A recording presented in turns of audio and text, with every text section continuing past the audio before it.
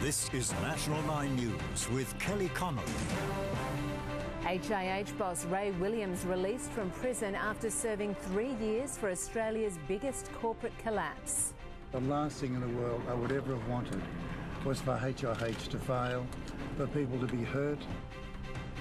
Sydney cleans up after a wild storm hits the city overnight.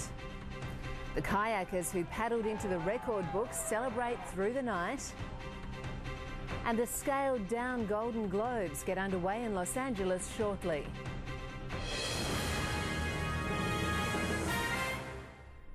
Good morning. Ray Williams, the man responsible for Australia's biggest corporate collapse, has walked free from a Sydney prison. The 71-year-old served almost 3 years behind bars for his role in the downfall of insurer HIH. Outside the prison, he apologised to the many people who suffered crippling financial losses before returning to his luxury home on Sydney's northern beaches.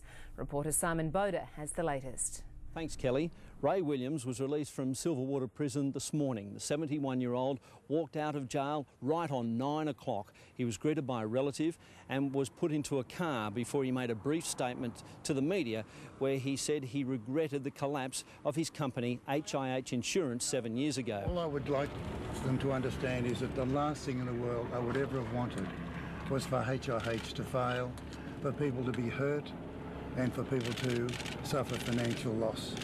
And I really am very sorry that that occurred.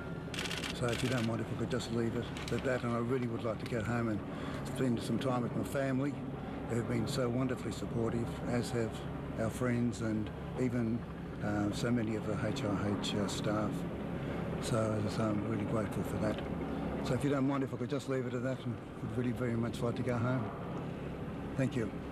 Now, the insurance company collapsed in spectacular fashion, leaving debts of $5.5 billion. Now, for his role in that, Mr. Williams, who was the CEO and founder of the company, served 2 years and 9 months jail. He was released on parole this morning and was driven to a house here at Seaforth. Again, we believe it belongs to a relative. Now, as part of his parole, he'll have to visit police once a week. He also can't leave New South Wales or Australia without permission.